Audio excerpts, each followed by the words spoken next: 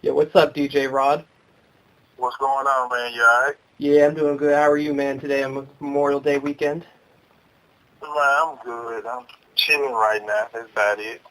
That's cool. Studio, setting my studio up. Oh, for real? Yeah, most definitely. So you're still making beats 20 plus years later. You better know it. That's what's up. So, yeah, the reason why I wanted to hit you up is because, yeah, I know you used to drop some tracks with DJ Fela. Rest in peace to the man, because, yeah, you and him had some crazy sounds. Like, I'm not gonna try I'm not gonna try and throw any shade on 3 6 Mafia or DJ Paul, but you were up there, man. We was in, I'm gonna say, we weren't really just trying to mimic them, but that was the sound at the time, and we just figured out how to do that sound, you know what I'm saying, at the time, and we just kind of perfected it. Like you said, 3 6 had their own little style, the way they did it, but we did it more like in the DJ realm of what we was doing.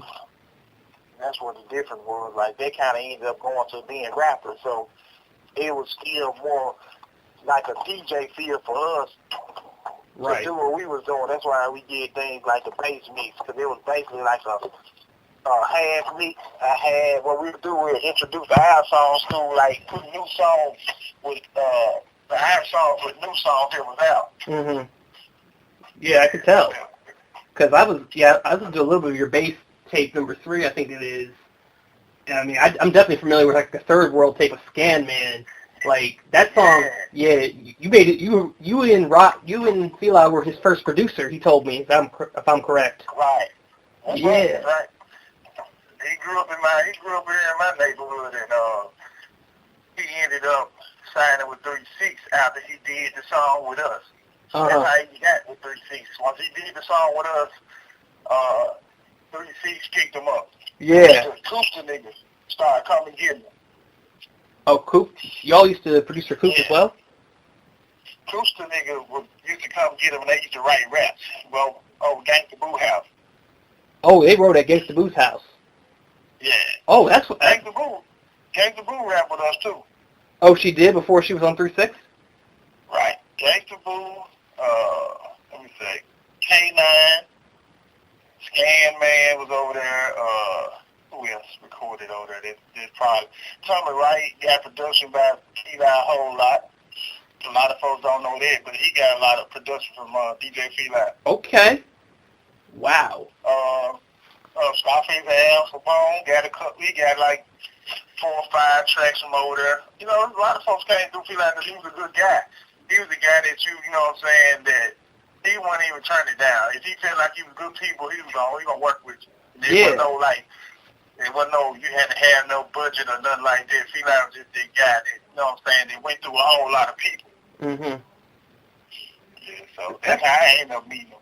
That's amazing. We was just cool, and you know what I'm saying, I was all into the DJing thing at the time, and he's like one of the guys that I knew that had a full DJ set up at his house. And his partner, one of our friends, K.N.A, K.E, he had like the production stuff, like the drum machine and the 4-track. So everybody just linked up and started doing stuff together. And that's how like we started doing the bass mix. And then you might had DJ Pinky had a mixtape out at the time. You had K.E had a tape out. Fela used to do the bass mixes, and then like with me, I did my own one. I did one called GTN, but I never released it. I still got most of the songs. And then we did like the bass mixes together. But he'll do a side and I do a side. That's how we do our bass mix. Right. So you said it was you, Fela, and K.E? Yeah, K.E, yeah. Okay. K.E, DJ Pinky. We were like the main spearheads over the production over his house. Like when we did stuff, it was either I'm doing the beats, K.E was doing the beats, or Pinky was doing the beats, you know what I'm saying? And Fela, we all 4 of us was the one who pretty much like used that, what's that is, the Rolling 660.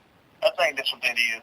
Okay. We used to use a Rolling 660, and what we do just, man, just take turns just making beats, and what we'll do is link up songs and take records, old records, and sample them into them beats, and then start playing keyboard on top of them to make it sound, familiar but new. You know what I'm saying? That's what we used to love to do. Mm-hmm. So I can tell.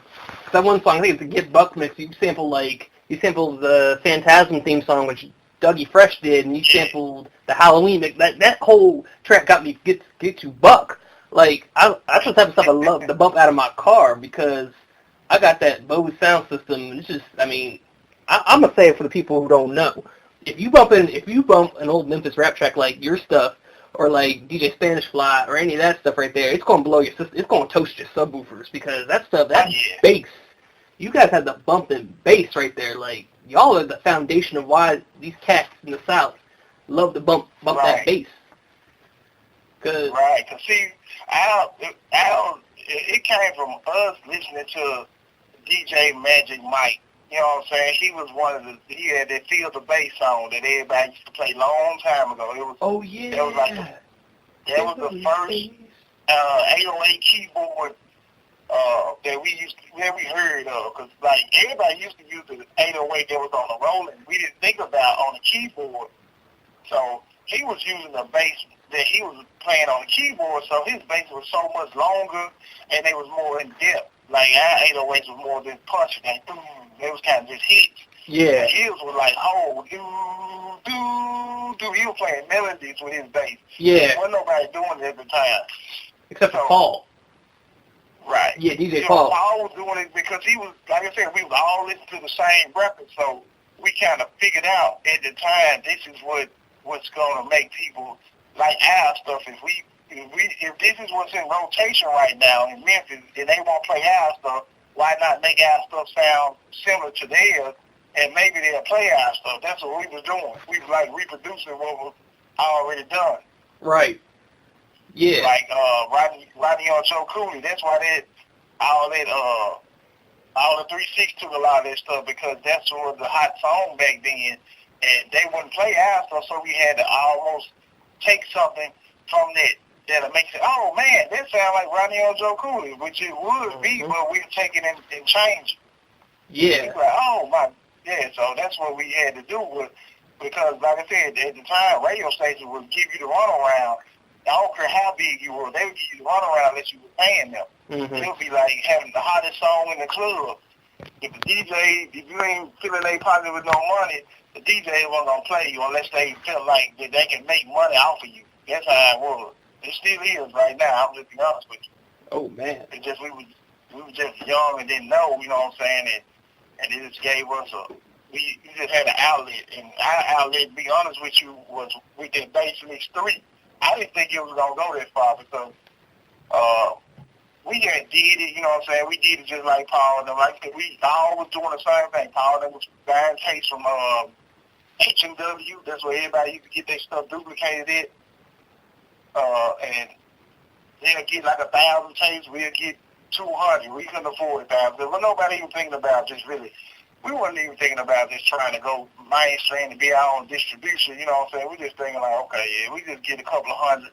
He get 200, I get 200, and we gonna put them in these little car shops and all that stuff. So that's how we did.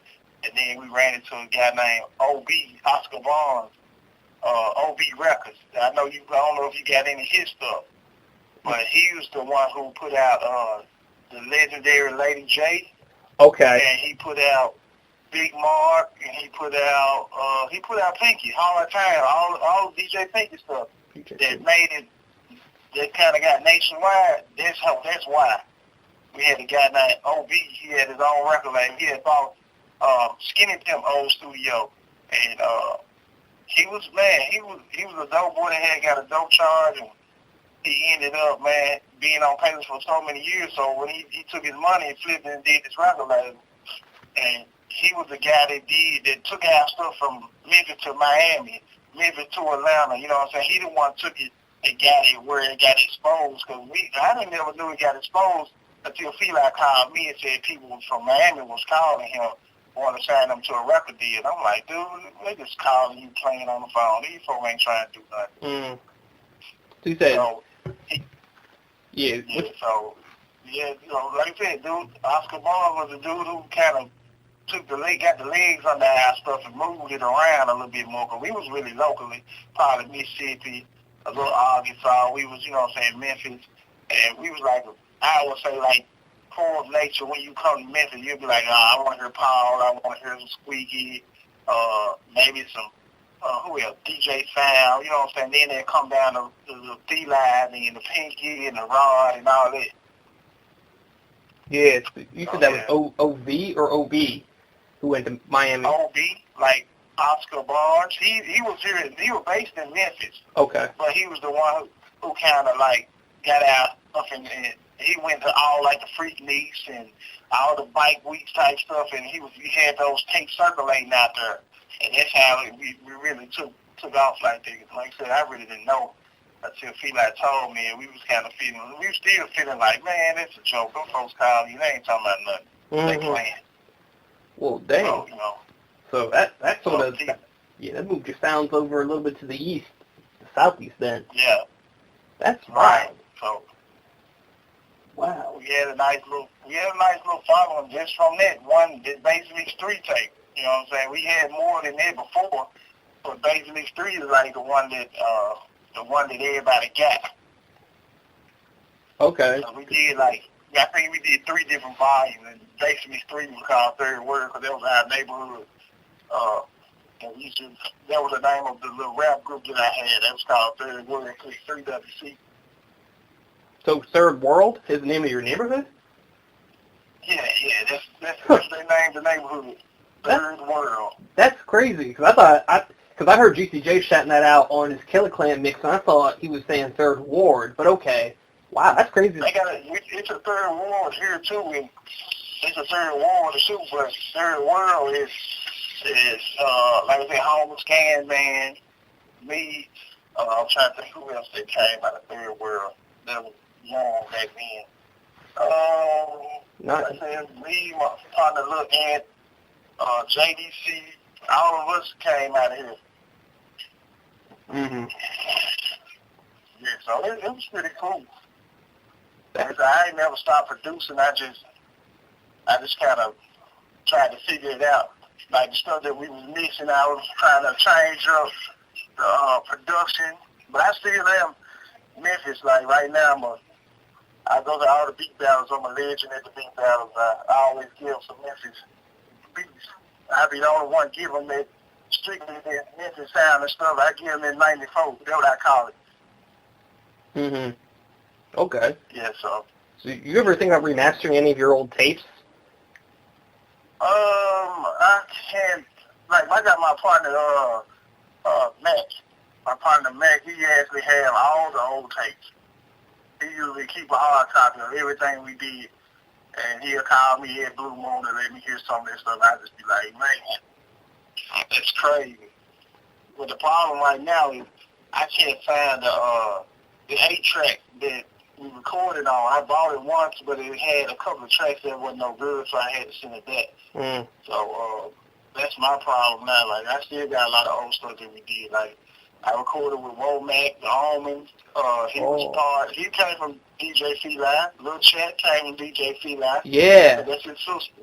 Yeah, I heard that. And, yeah, the Chat's actually taking care of him because he had something happen to him. And, I mean, shout out to the Chat for stepping up like that. Yeah, I'm like, yeah. That's her brother, man. She love her brother. That's one thing I can tell you. She do love her brother, man. They always been, you didn't see one without the other, you know what I'm saying? That's one thing I can tell you. Even when she was with 3C, he might not never got signed to 3C, but he was always with her, you know what I'm saying?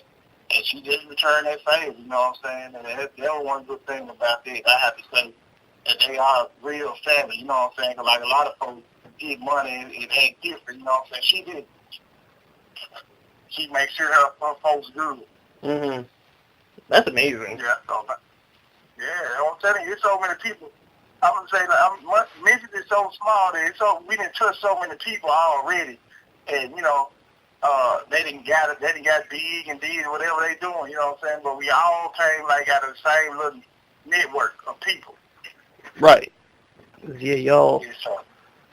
Yeah, I mean, exactly. And that's something I realized about Memphis rap, that it's very, I mean, yeah, they all families. I mean, like, Play a Posse, they're all related. I mean, Blackout and Terror, they brothers. Right. Deuce is their cousin. Right. So it all have this little small little network of producers and all that. So, you know, that's another thing that we got going on now. We got like producers beat battles now for other kind of producers, you know what I'm saying? Because a lot of producers are not, you know what I'm saying, linking up. And, you know, they feel like they got to hide their secrets and all that. You ain't got to do that, you know what I'm saying? We got to work and figure out how to make this sound one sound, you know what I'm saying, where everybody can have that heat, you know, they can eat off of. Yeah, bulk that out. Yeah. That's the stuff right there, and yeah. So I'm wondering, how exactly did you get into producing and rapping with Fela? Like, who came to y'all, or who inspired you guys to start this off? Who inspired us to start doing what we do? Like I said, Fela was this neighborhood DJ. Mm-hmm. And what inspired us was to try, I'm trying to think who was like one of the first people that was rapping with Fela when we first got started. I can't even think who was the first rapper that we had. I think, I'll just be honest with you, the first person that we got a little push off of was K.N.A and Gangsta Boo. K.N.A and Gangsta Boo. My partner K, he did a song for them. He brought them over there to Fela studio because they was all out of Black Haven. They all went to Hillcrest. And he was cool with Boo and K.N.A. They were young, like about 16, 17. And he did a song called She Can Mess Up Your Memory. They sampled the old 8-Ball. 8-Ball MJG off and let the chicken mess up your memory. He sampled it, and he sampled G-Thing and slowed it all the way down. And he made a song off of it. They actually played it on our local radio station. They had Gangsta Boo and K.N.A on there. And he was like shouting us out, yeah, shout out to K.E, DJ Fela, DJ Rod, you know what I'm saying, the Third World. And that kind of like made us feel like, okay, we can do it. You know what I'm saying? Even with this, we can make it. Dang. And that's kind of like made us push a little bit harder because like we was doing local talent shows. Like we was in high school, we was right after high school. So like my last couple of years in high school, I was known as DJ Rod. Even though I wasn't really DJing at the time, I was just the one the go-to guy if they needed something. Like, hey Rod, man, I need you to DJ a little house party. So I get DJ Fela to come and I help him DJ. Wow, so you were kind of like a side guy or hype man. Right, right. I could DJ, but it's just the fact Fela always had the equipment. Like I was cool with Sean Gunn, the dude, the guy that did the team promotion for about 15 years here. That did a whole lot of parties. He had a full DJ set up, and he used to give his stuff. He used to rent his stuff out to DJ Squeaky. But Squeaky didn't have equipment, but Sean Gunn did. Sean Gunn rented to DJ Squeaky. Yeah, that's how DJ Squeaky used to do a lot of his gigs. Sean Gunn, he had 2 1200s and turntables and speakers, and Squeaky used to come get it. You know what I'm saying? Sean Gunn, he stay around the corner from us. I used to go to his house, and we'd be over his house scratching for 3-4 hours. In his front room, his mama let him have the whole front room full of records and DJ set up. Wow. So, right. So you got your start basically from spinning with Sean Gunn. Like, that's how you got your practice right there. Yeah, see, I started really scratching at home with my dad. He had a little component set, and I learned how to use, there's a button. It wasn't no fader. You had a button that had tape, tape, phono, radio, and I learned how to use the tape and phono to give you that DJ element. I used to scratch like that all the time when I was younger, and I used to tear my dad the needles up. He used to be so mad at me, like, man, come on, I can't say none of my stuff. Wow. I'm transforming and everything on component set. I probably used to be amazed. Dude, how you do that? I'm like, man, because my idol in scratching was Jazzy Jeff, so at the time, Jazzy Jeff had just introduced transform scratching, so I figured out how to do it on that component set. Oh, man, I was killing folks. Mm-hmm. So when I finally got over to Fela's house, he had a DJ set up, and you know what I'm saying, I learned how because he was more into like battle scratching. you know what I'm saying, he wasn't into like just doing production scratching. He was doing battle scratching. The person that taught us how to do that DJ Paul production scratching was K.E. because K.E. used to be around Paul and them when they first started. He used to be in the studio with them, and he knew exactly how they laid their records out. Like Paul back then, Paul used to take about 7 records and scratch stuff just to make it say a sentence. You know what I'm saying? He might take 7 different records to make it say a sentence like, I was walking to the store yesterday. He might take 7 different people and chop them up where it make it say the whole sentence. Mm-hmm. The dude was cold like that. You know what I'm saying? He still is cold like that. He really don't go hard no more as far as that. But he had the production on my son and them album when I did my son and them album when they were 16. They did a song, album called Gone Give It to 'Em, but I didn't put it out nationally. I just put it out in the local area. Go and Give It? What? That's by DJ Paul? No, this song my son and them did. They were called, the name of the group was called M10. Okay, M10. I think I heard of M10. Yeah. Oh, Memphis 10. So yeah, right. It was short for Memphis 10. You know, we just try to keep it simple.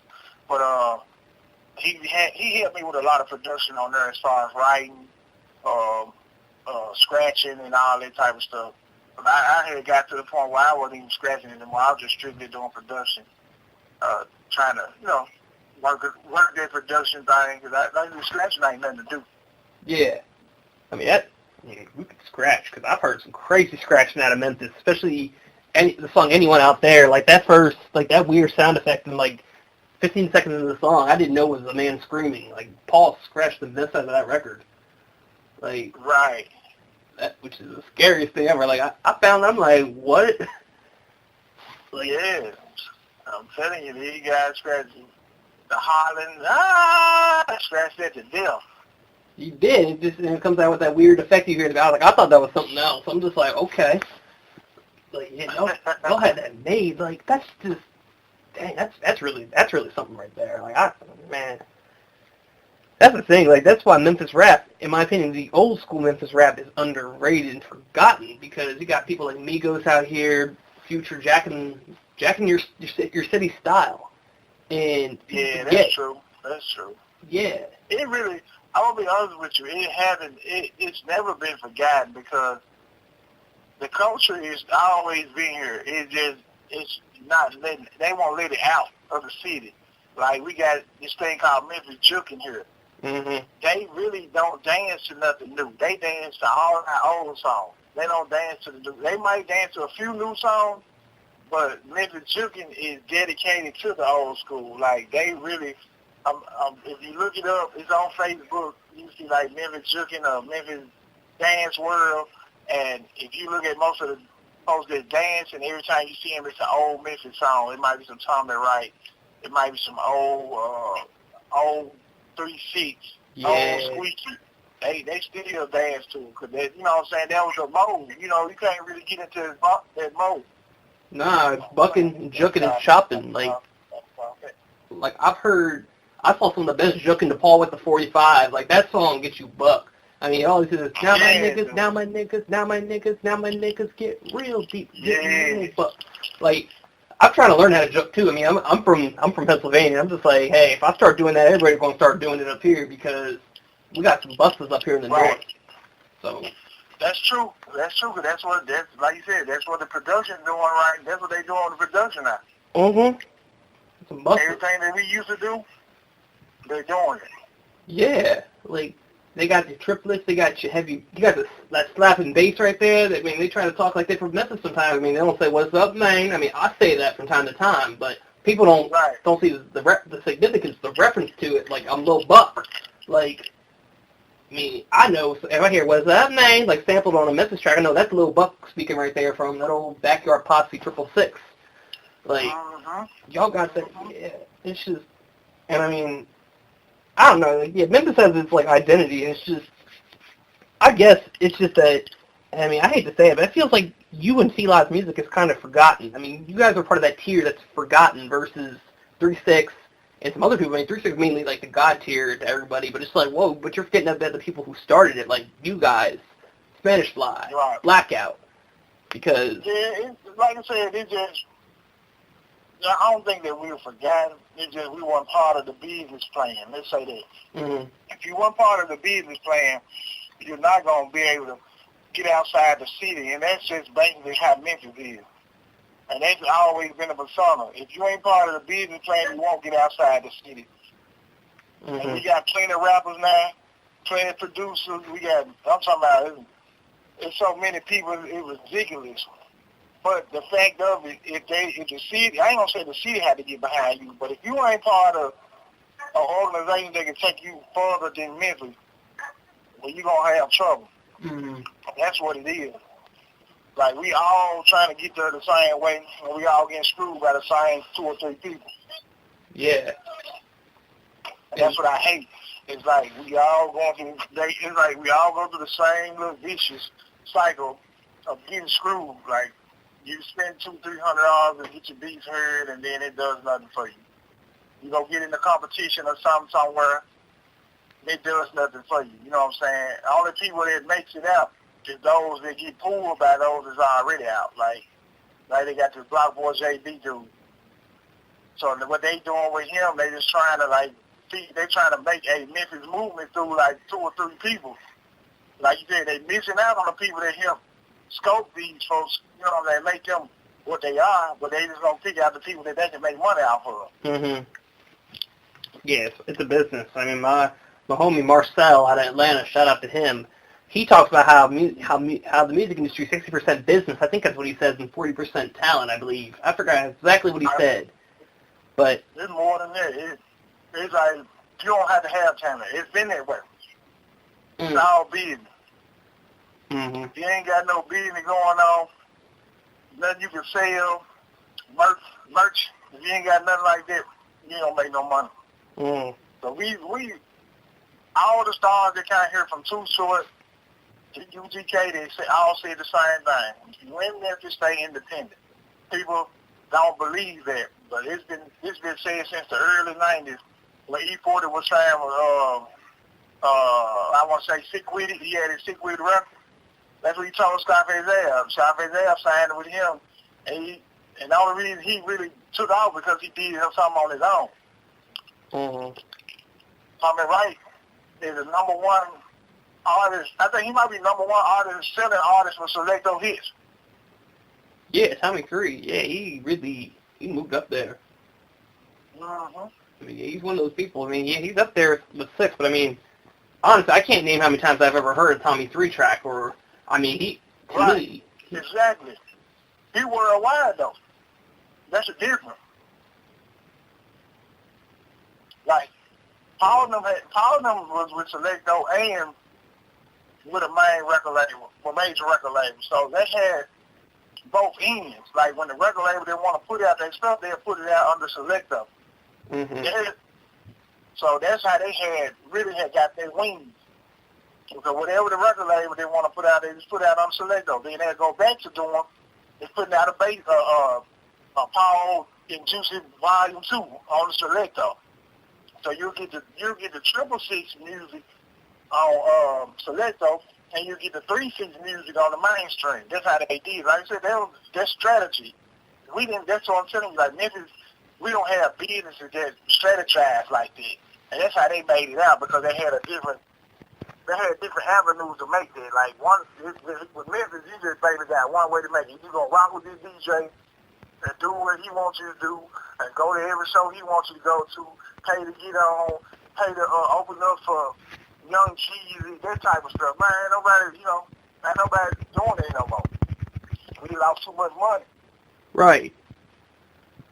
And that's what's happening. Like, even with producers are linking up with, like, Jeezy's and all this, and they basically giving away beats. But then soon as a main producer come in or whatever, they want to pay the main producer. Mm-hmm. And leave us out and have us looking like, man, y'all gonna get paid when the record gets sold. Like, nah, how y'all gonna give this producer $10,000 up front and still get him his credit on the record?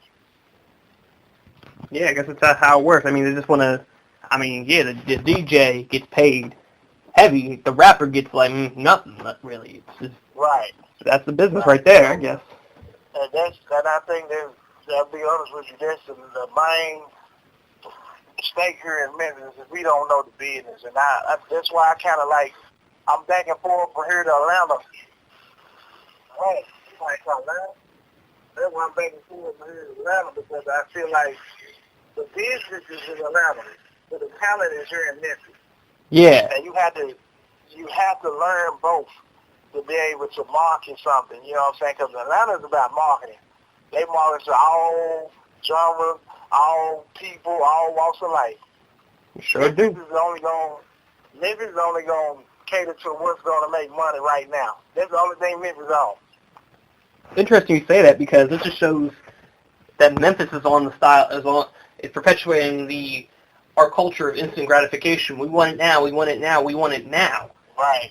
And exactly. That's really a pitfall of our people, is that we just want it now. We don't think of, I have a saying when I say people only see from A to D. They don't see from A, B, C, and D, because right. Yeah, they don't make a plan in mind, and it just, like, you have to be proactive, like, because people only want to see the end product. They don't want to see what has to go to bring up to the end product. And it's interesting you brought that up, because it just shows, and maybe that's part of the demise of why Memphis rap is not a bigger topic today, except for people like Yo Gotti or GCJ, who are they're extremely popular today. Right, and see, like I said, they are popular today because of all the downfalls they had here in Memphis, and they survived it. You know what I'm saying? And they really ain't gonna really too much speak on it, but that's why they are like calling themselves the kings of Memphis and all that. I can understand that. Like at first I was like, man, that don't make no sense to be want to say you're the king of Memphis, but you have to put a stripe on yourself if you can make it out of Memphis. You have to.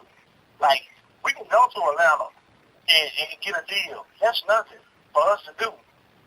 Mm-hmm. But to make it out of Memphis and get support from Memphis, you have to get your crown. That's why Fly was talking about crown me, man. You have to. Right. Memphis is the hardest place to get broke. Like, I'm talking about you really have to leave here and come back. You have to leave here, somebody say from New York have to say, oh man, I got my guy DJ Rod, you know what I'm saying, the hottest producer in Memphis, you know what I'm saying, from the 90s, and then they'll be like, okay, now we want to start booking DJ Rod for some stuff. You know what I'm saying? They won't do it until somebody else put a check mark. It got to be verified. Yeah. They want to see. Yeah. They want, like you said, that instant gratification. They just want to say, oh, he made it, now let's book him. Yeah, and that's a big pitfall of our people. It's just they don't want to support people when they're down. They only want to be there. Like Don Tripp. Here, I have a great quote from Don Tripp. They were all there. They weren't there for the storm, but they were there after. I forgot exactly what Don Tripp said, but Don Tripp, I'm going to divert real quick. Yeah, he's a product of Memphis. I mean, he's a product of a person who has stayed in Memphis and made it big while staying there. Right. Like he says, let me put a pause on that. I'm finna blow your mind on Don Tripp. Uh-huh. I don't know if he ever told you, but Don Tripp is DJ Fela's nephew. Get out of town. Yes, he is. Nah, man, you serious? That is DJ Fela's nephew. Wow. I didn't get that connection until I had my daughter's 16th birthday, and he had the letter to my son out. Wow. So yeah. One of my homies wanted me to record his album. He was like, dude, I'm trying to record my album. You know, I throw you $1,000 to record my whole album. So I'm like, dude, I'll do it. He was like, I'm gonna get Don Tripp to do 2 verses on my song. So I'm like, okay, cool. You know, Memphis folks, you know, be talking, and he was in the process of bubbling with the letter to my son. They were playing on the radio. Wow. So he got Don Tripp over here one day, and he dropped 2 verses, and I love the way Don Tripp recorded. He don't write long, and he don't fumble. You know what I'm saying? Like when dudes get in the studio and they fumbling and got to go smoke and all that, dude is really about his passion, you know what I'm saying? He got in there, he spit it just like he said. I looked at him like, wow, dude, right there, Don Trip recording over here. That's good. So my daughter had a 16th birthday, and he was the hottest thing out from Memphis. So yeah, Little Larry is the DJ, so I had ran up to somebody that knew Little Larry. So I was like, call Little Larry and ask him about could Don Trip come to my daughter's birthday party and do a song or two. I'll pay him, just let me know what it costs. So Little Larry kept kind of playing me around, and then I ran to my guy named Psycho. They used to rap with Fela. Okay. And he's part of Don Trip camp. They call it Notch. Mm-hmm. The name, you know, I always say Notch at the end of every verse. Yeah, Notch. That's the group. Right. That's the group that like help him right. So Psycho is Fela's cousin too. And Psycho, I ran to him and he was like, I told him about I was trying to get Don Trip there. He was like, say no more, Rod. He like, man, Don Trip family, man. He said, you ain't got to even worry about Don Trip. He said, man, the Larry keep playing. He's offered to call Trip right now, and he gonna come to your daughter's birthday party. He said, it's still probably gonna cost a fee, but I'm gonna make sure he come. Mm-hmm. So once he called him, he like, yeah, man. He like, yeah, Trip gonna be there. He like, man, he don't do anything for family. He like, you know, this Fela little nephew. I'm like, what? I feel like little cousin. I'm like, you lying. You like, you know, Fela got a twin cousin. That's their son. I'm like, my God, that's crazy. Wow. So, you know what I'm saying? That blew my mind. And then, like, now that I see Don's pictures, everybody that I know from the hood, like, they got a OG cousin that stay over here. That used to stay in the third. That was from Cali, because like most of the Fela folks from Cali. That's his uncle. And I was like, man, I see Don Trip with his uncle and Fela cousin. I'm like, so it was true. So that's Fela cousin or nephew. I want to say cousin though. That's amazing, because Don Trip. Yeah, that's what I'm telling you. The culture is small here. We think it's so big. A lot of these people growing up around the music, listening to us, and didn't know who we are. Like me, my name right now is D.J Rod because I dropped a D because when Fela got killed, you know, when Fela got killed, I kind of like didn't need a DJ no more. So I just went with J Rod for just Rod now. You know what I'm saying? Mm-hmm. So it was wow. It was that type of situation. It's cool. So, you know, that's what it is right now. Like, to be honest with you, with the Fela situation, how he died, it was a mistake how he got killed. Mm. He was DJing a party at I don't know what's the name of his club, but he had called me. He was telling me he didn't want to DJ the party or whatnot. He just gonna do it for his son because his son needed some new shoes and he just wanted to make sure his son was good on money. You know what I'm saying? And I told him, I said, look, bro, if you gonna do this party, call me. And I'm gonna pull up on you. But he ended up getting my other partner, Dirty D. He picked him up and took him to the party with him. And so what happened was, there was a thing happened like, oh, shoot, I want to say, was it Memorial Day? It's coming up. Whoa. Memorial Day, Labor Day, Fela, K.E, and JDC. All these cats, you all probably even heard them on, like, Third World. They rolled together, they had a wreck. They jumped out the car, left Fela there. K.E and JDC had some dope on them, so they had to leave the scene because them cats already, like, cars they going to jail and stuff. Mm-hmm. So Fela kind of felt some type of way about it. So Fela got with Womack. Womack, you know what I'm saying, he was gang banging real hard at the time, and Fela, you know what I'm saying, affiliated. So they just talking about the situation, and Fela was like, man, I just really feel like that energy, I don't need it around me no more. I don't need them cats around me, you know what I'm saying? Mm-hmm. And Womack took it as, like, bro, you want me to, you know, if these cats come around, you want me to take care of it, because Womack felt like that was his older brother. That's how Womack felt about Fela. Mm-hmm. So what happened was, he was DJing a party. He told K.E where he was at. Told K.E to bring some weed and stuff. So K.E come up there to bring some weed, you know what I'm saying? But he done already told Womack, man, I don't fuck with them cats. You know what I'm saying? So he, you know how we be off and on. You know, we say something to one person, then we still cool with the other person. So Womack looking at K.E. like, bro, what's wrong with you? You know what I'm saying? What you doing up here? K.E. looking at him like, boy, get your ass out the way. Like, you know what I'm saying? I'm up here with Fela out there. You something else. Mm-hmm. So I guess Womack, they call them bitches and hoes and all this shit. Fela don't fuck with you, old bitch ass nigga, whatever. And K.E. just chilling. You know, K.E. more subtle. He don't do a lot of barking. So I guess from what I got from my partner Dirty D, he said pretty much Womack fired on K.E. K.E. got in the club with his pistol because he had his license. Mm-hmm. So K.E. instantly upped his pistol and shot Womack in the stomach. Ooh. So Womack and K.E. was wrestling with the gun, you know what I'm saying, trying to shoot each other. And Fela tried to run over there and grab the gun. They ended up shot Fela in the throat. Oh. Fela died. Oh, dang. That's how he died. That's basically how he died. It was an accident, you know what I'm saying, because them two cats were fighting and stuff. Yeah. So, is that also how Womack became paralyzed? Nah, that ain't why he got paralyzed. Womack just, at the time, Womack was alright after, you know what I'm saying, after the shot, because he got shot in the hand, and he got shot in the stomach. Okay. When Fela died, he got shot in the hand and the stomach. I think K.E. didn't get shot, because he the one had the gun. Mm-hmm.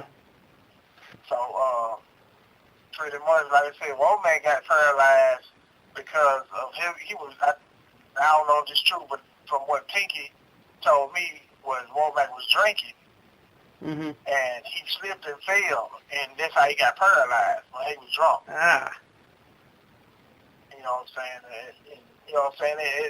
It's funny how God works, man, to be honest with you, because Womack had just got on my page talking about what a K.E. boy is. I'm going to still kill him and all that. And I was like, dude, y'all, man, we done lost one person to this stupid stuff, man. Cool out. Yeah, for real. You know what I'm saying? It wasn't even the next weekend. Pinky called me, bro. Womack, man, he paralyzed. I'm like, dang, what, somebody shot him? You know, I'm instantly thinking like somebody got up on him and shot him or something. Like, nah, dude, drunk and fell and paralyzed from the neck down. I'm like, wow, that's crazy. Mm-hmm. So he been, like I said, he been paralyzed, and like I said, Chat stopped rapping really. She just probably do a couple of shows, but she became his caregiver. Yeah. So like I said, she's there for him. I had to give her big props on that because, you know what I'm saying, some folks won't give up their life for, you know what I'm saying, they folks. She did. You know, she go out and do it every blue moon, but matter of fact, even Womack even rapping again, I think, because he's supposed to be on, who album is it? I think Holocaust, one of those old school rappers. Mm-hmm. Holocaust, or I can't think who it is. It's one of my friends on Facebook. But they don't get a verse with Womack. And he back rapping. They just, you know what I'm saying, they set the little studio up in his bedroom, and he records this. That's just wild that this beef just, I mean, the fact that, yeah, they were beefing for a little bit and that just messed everything up. I mean, dang. Yeah, and Fela had just signed a record deal. He just signed a record deal. Dang. He had just turned me on to Joe Gotti, because Joe Gotti was the dude who did all our graphics. He was going to do the graphics and the video. Joe Gotti was an up-and-coming entrepreneur. I don't know if you ever followed him, but you know, he's like one of the biggest film companies in Atlanta right now. I did not know that. Yeah, Joe Gotti came from Third World. He's from over here. I recorded him plenty of times. Okay, He'll swap out projects. I record him. He'll do like covers and stuff for me, and I used to shoot out all his stuff on the internet if he didn't have the internet. You know what I'm saying? He became a little brother to me. Right. So right now, like I said, Joe Gotti right now, man, he's a millionaire. He in Atlanta. Gucci Man moved him to Atlanta. I think Gucci Man gave him like $45,000 or $60,000 to move to Atlanta. And ever since then, he been up. He ain't been down since. That's just amazing that he came from your neighborhood and now he's up and coming in Atlanta. Yeah, he these things. I'm talking about he's the truth right now. Like, if anybody want to go and do a video on in a like a Hollywood type setting, he has that. Like all Cash Money videos and stuff when they in Atlanta, they go to Joe Gotti. All T.I. videos, if they doing them like because he got a warehouse that he has a set in. They can do it there. You know what I'm saying? Dude is the truth, man. He done flew out to Dubai and did some recording. He done shot stuff in L.A. He stayed in L.A. That ain't nothing new. He stayed going out to L.A. Right. Dude is the truth, man. Real talk. Right out of our neighborhood. So you grew up with him? Yeah, I grew up with Joe Gotti. Okay. Wow. Yeah. He had this little thing in here in Memphis called Underground TV. And I did his intro to his TV show here. It was Memphis Underground. And he used to do like CDs and stuff for like strip clubs in Memphis. He used to interview all the rappers. Like when the beef was going on, he used to interview all the rappers. Mm-hmm. So kind of like what I do. Right. He used to do that. He used to do all that. Then, like I said, he had a local TV show. Mm-hmm. That he show every Tuesday. Everybody used to watch. That's pretty much how, I ain't gonna say how I got my push again, but that was like a reinventing of my push then. Because I was like doing a lot of stuff helping him out, you know what I'm saying? Because I was trying to get him to let me do a lot of his scores for his music, but he wasn't really feeling, he wasn't really knowing what I was saying at the time. Yeah. He was doing a lot of videos, and he was recording at both studios and all that, and then I was the one, like, if he was at home, he came up with an idea or something, he'd call me, like, Rod, he comes to the studio, come on around here, we'll drop some over here. Right. That, man, y'all are deep back then. Super deep. Yeah, we still, like I said, we still in motion, you know what I'm saying? I just try to turn my energy into positive energy now with my daughter as far as with music, you know what I'm saying? I feel like I had my time. It's time for me to pass their wheels of my own to help them not go through the same bumps that we did. Yeah, hey, that's what you do because Memphis is dangerous, and yeah, y'all got to keep pushing to stop the violence. Yeah, you got to. And see, like I said, if you ever look at the page that my daughter has, every song she got is positive. It's nothing. I always, even with my son, I try to, when they was rapping, I was trying to tell them the same thing. Like, you can't be out here being so negative, man. It's so much negative out there. Right. It's like, who gonna be the one gonna put something out that's gonna be a little positive? Has to be someone. Right. So, like my son, when they was rapping, when they was 16, they said we need an album called "Gonna Give It to Them." And when we did "Gonna Give It to Them," that's what we were talking about. This gonna give them something different. Mm-hmm. But these cats don't want to give them nothing different. Everybody following the same trend. They don't want to. You know what I'm saying? The music the same, the message the same. I'm like, you got to at least change it up. The music can be the same, but let's change the message. That's what I do with my daughter. Like, everybody like, Ron, I be hearing you, bro. Hey, man, you sleep. You using more old school production than you is the new. I said, well, you got to think about it. The new is the old. Really is, because that's just what they're going back to today. Yeah, like, they like, Ron, do you make trap beats? No, I make basically what we call crunk beats. Yeah, like, okay, so you're still making, like, the heavy bass type of stuff in the drums. Yeah, I'm still making it. I'm making it to them. My daughter, like I said, she got, like, about 5 or 6 songs I did so far, and they get real good response from people, you know what I'm saying? And I ain't even, like, put them on a major market yet. And I'm getting good response. Like, there's a guy here that's doing a film. My daughter she went to A.P this past month. She went to A.P and performed it, and this guy instantly, when she got on stage, met me on the side and said, hey, I want to put your daughter in my film, and I want to put her song in there, too. Because she got a song called Generation. And the song was just talking about how the generation is changing, and, you know, they don't understand what's going on. Like, we understand what's going on, but they don't understand. They just going with the generation flow. Yeah. And she's rapping about that, you know what I'm saying? And it's crazy because ain't nobody telling you that that's why they acting like that, you know what I'm saying? Because they don't know. They just going with the flow. They, you know what I'm saying? They in a situation where everything is challenged. The Bible is challenged now. Sexuality is challenged now. Everything that was a taboo is challenged now. Right. And to an extent, that's...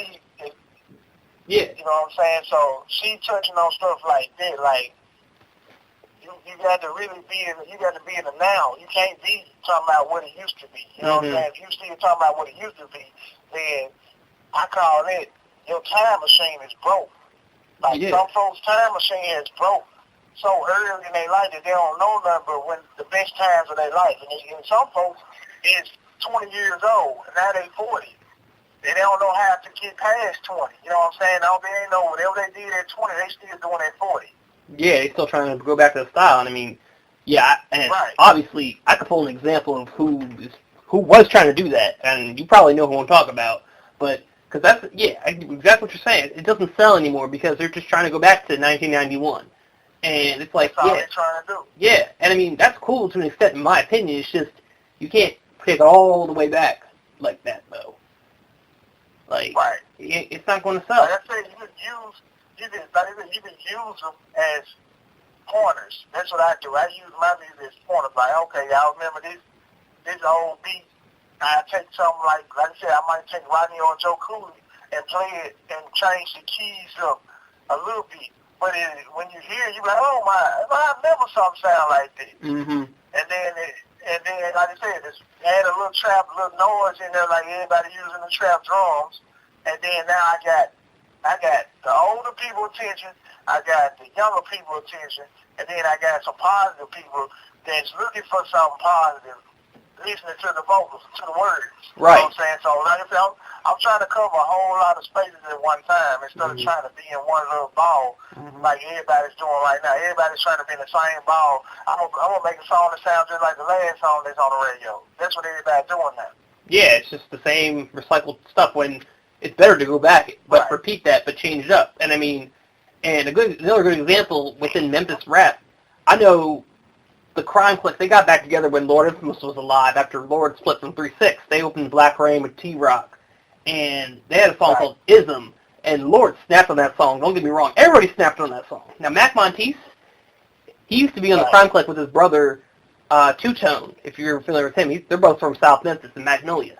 Now, yeah, and Mac Monteith, on the song Ism, he recited his verse from Killers from the Dark Side, an old classic from the Magnolia Crime Clique. Because this nigga's doing and saying in the brain, like, I heard that on there. I thought, okay, he's snapping. But then I went and found the Killers from the Dark Side tape, and I was like, what?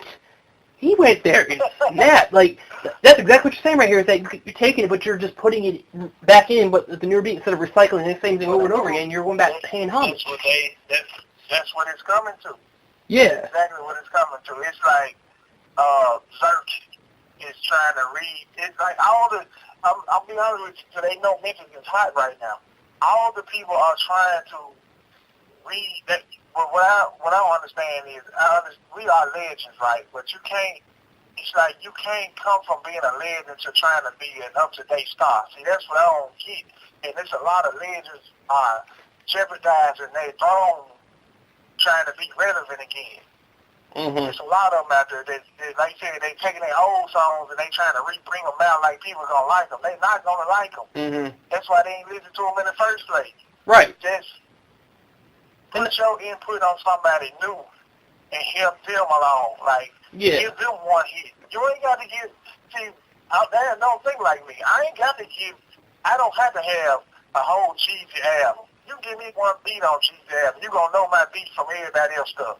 Right. And I mean, yeah, and it's fine to go back, and I think it's totally fine to go back and pay homage to the past, but it's just taking it just further and further, trying to redo the wheel. And I mean, and I will say this, and I'm going to get some heat for this. Seed of the Six. Okay, they're cool and all, but the fact that Paul's trying to and this is why I'm a little shifty on DJ Paul, because He's trying to go back and redo the 90s when we know the 90s are gone. Right. I was born in 93, so I'm 24 now, going on 25 in November. It's just, okay, Right. I'm cool with See the Six. I'm cool with the whole Mafia 6 when it came out, except they had two terrible mixtapes, but anyhow. Yeah, but that's what I'm saying, like, but I can really understand Paul's vision, though, because he ain't jeopardizing his throne. He taking the seeds of the kingdom and say, hey, I need y'all to pick up where we left off. Right. That's cool, but see, like, for Paul to go back and be trying to rap off, down my niggas in the club, keep reading the book, and trying to reinvent that wheel, you'll be like, yeah. we ain't got the same feeling that we had back then. You know what I'm saying? I felt like we was riding around, didn't have to have no guns, you know what I'm saying, and just being able to be in one area without it being all that drama. Now, you can't do it. Right. You can't go anywhere, really. Right. So it's the opposite. So you have to make, I guess that's why it's so much depressing music now, because everybody's a loners now. Unless you in with a gang, a mob, or whatever they call them, you know what I'm saying? And that's, I don't, you know what I'm saying? And we was more together back then. Like, we was neighborhoods. Like, you had Orange Mound, you had South Memphis put together, you had North Memphis rappers got together. You know what I'm saying? Yeah, the Black Haven rappers got together.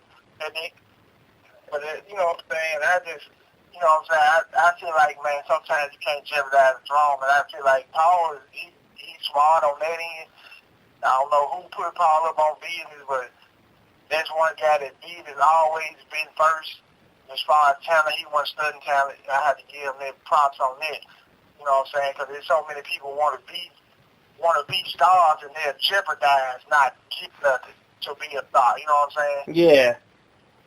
And he capitalized off that. You know, the Kid Shine capitalized off of it too the same way. You know, there's a lot of people that Kid Shine grassrooted and grew. A lot of people didn't know, like, even with Yo Gotti's first album, the first major album, what was it, Life? No, was it Life? Not sure what it was. Life. Yo Gotti don't own nothing on that album. That whole album belonged to Kid Shine. Nobody know that unless you do your research and look up BMI. Every song on Life is Kid Shine stuff. He did Lil Chat the same way on one of her albums. Like I said, these are folks who got the publishing deals. And they making moves off of people that don't know no better. You know what I'm saying? Just hungry, want to make it. Right. I give you a couple of $100 to let you make it. You know, give you a couple of $1,000, put you in an apartment for 6 months.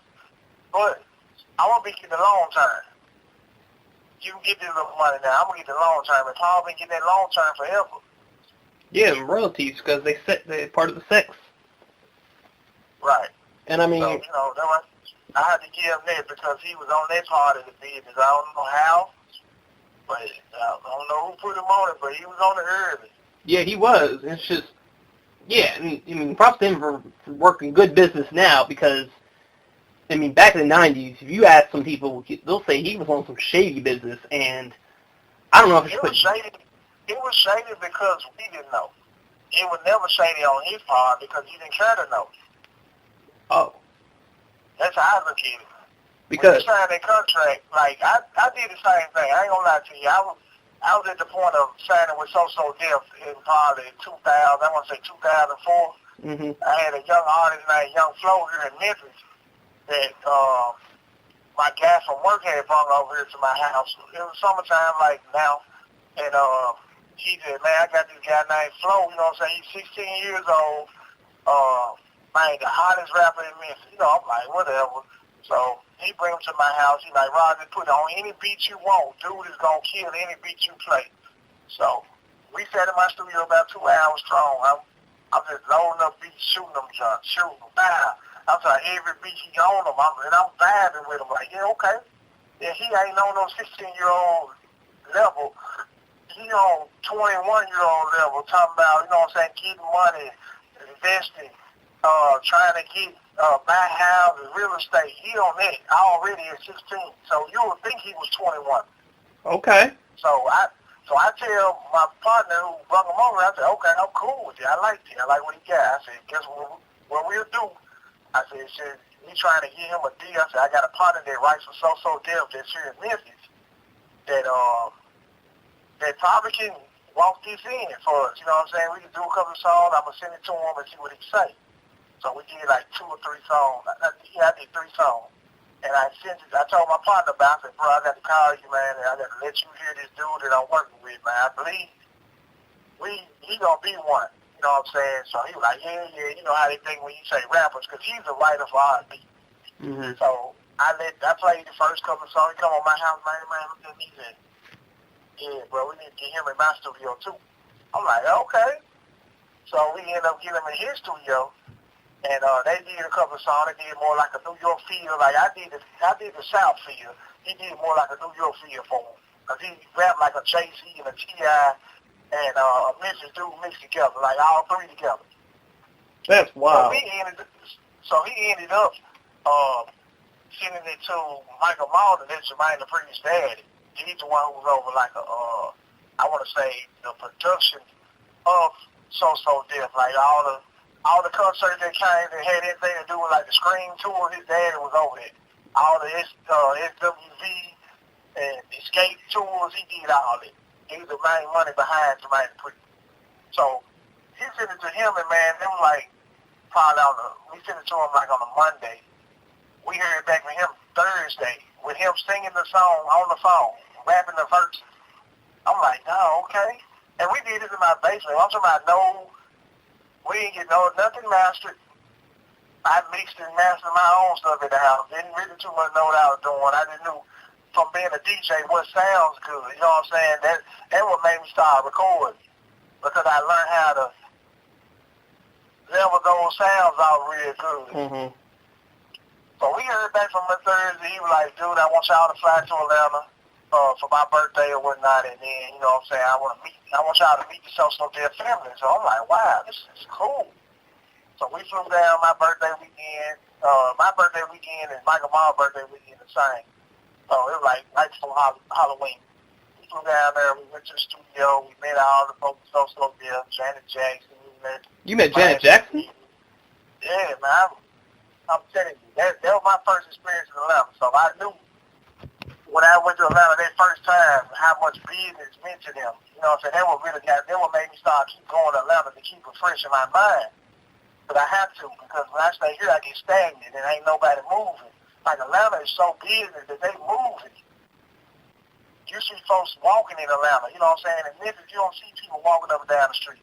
No. So that gives me the mindset that it's transactions going on all day long. Even if it ain't number 7 dope. You know what I'm saying? He got foot. You know what I'm saying? You see feet print out there, you know what I'm saying? Footprints out there that folks is up and down these streets. And if you wanted to sell your CD, there go people right there to sell them to. Like here, you can't go nowhere and say, here, I got a CD, I want to send it to you. You can't find a crowd of people. They get scared.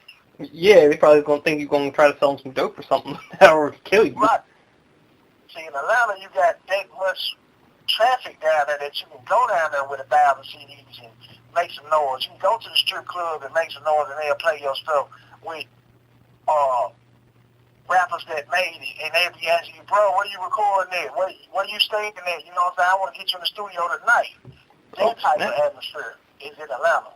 Much more supportive down there, and that's what I've always seen and heard on social media, is that the Atlanta rap game is so supportive versus other markets. Like, I've seen different templates. It's like a meme. So people say Atlanta rappers be like, they lift each other up. But Harrisburg rappers, I'm from Harrisburg, Pennsylvania, they just be stepping on each other and whatever when climbing the steps. And I've heard the same with Memphis. Like, yes, it is. Same here, man. It's because, like I said, everybody don't know business. And when you got a town full of soon-to-be lawyers, doctors, and you know what I'm saying, people of so much great, you know what I'm saying, that's gonna be the foundation of the city. They want to see they want to see the city keep making great money, you know what I'm saying, not bullshit money, but great money. So they behind people. Like, you might get a charity that, like we went 2 weekends ago, and Bobby Brown got a charity for his daughter, what it's called, for his daughter Bobby Christina, for women that get battered women. Like, they asking for money. Now, how you got millionaires asking people, normal people, hey, you want to bang into what we got going on? We would love you to join in what we doing. You can't do that here. No. If those guys say, hey, I'm trying to build me a muscle sclerosis awareness, I need everybody to give me $50, $20. People gonna look at them crazy. Bro, you a millionaire, you don't need no help. Yeah, that's how it is here too. And I guess it's just a Southern hospitality mixed in with some other stuff. I don't know what it is. That's wild. Yeah. Like they say, that's the crab in the bucket syndrome, man. We got it. Yeah. You know, I thought we almost invented it down here. I mean, maybe so. If I can't go with you, you ain't going. Uh-huh. So pretty much, like I said, even with the deal So Deaf, that's what happened. The young guy got signed to So Deaf, man. He was hungry. He was too hungry, I'll be honest with you. He was calling Michael Malden, telling him, man, I want to get in the studio. When can I get in the studio and all that? And then the other producer started calling, talking about he need budget money to record Young Flow. Like, dude, you was recording them for free in the first place. How do you need budget money? Like, you know what I'm saying? People get out. You know, once you start seeing the lifestyle, we seen the lifestyle while we was there. So we started seeing the lifestyle, and everybody like, oh man, no, dog, we got to get some of that money. I'm like, oh hell no, can't get none of that money. Come on, get in the cage. Come on. Mhm. Yeah. So that's what it is. Come on, okay, get in there. Yeah. So that's what it is, man. I just hate that we doing it like this, man. This is crazy. Yeah. And like people ain't learned their lessons. Like, you got to learn the lesson from it. Yeah, people do. Okay.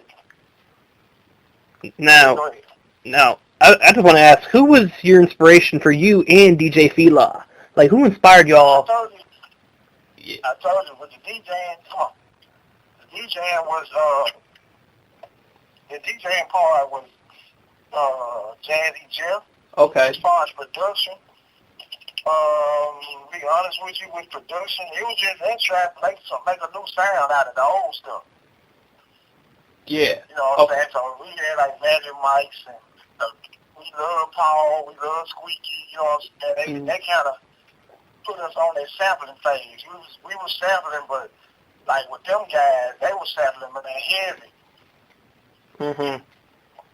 So, you know, all those, you know, we was in the mix of when East Coast was dying down and West Coast got good. You know what I'm saying? But I do most like West Coast type stuff. When I do feel like I'm feeling myself, I do West Coast type beat. So yeah, like we got a little bit of the East Coast and we got a lot of the West Coast. Mhm. So like a DJ Quick, I like that type of vibe. Who else? It's like there's so many. Dr. Dre, we were heavy on Dr. Dre because the Chronic was out at the time. That's 2000. That's right. Man, I want to. Is there any way I can continue this? I got somebody pulling up in my house. Yeah, we could probably just about cut it here, but before we go, is there anybody you want to give some shout-outs to? Man, I want to shout out to everybody in Memphis, man. Everybody in Memphis, man. All right. And also, I definitely try your best. all right. Yeah, I'll just hit you up, man. But I want to say thank you very much for taking your time at the interview. I want to say rest in peace to DJ Fela, especially. For sure. Be safe out here. Hey, you too, man. Thank you very much. All right. All right. Bye.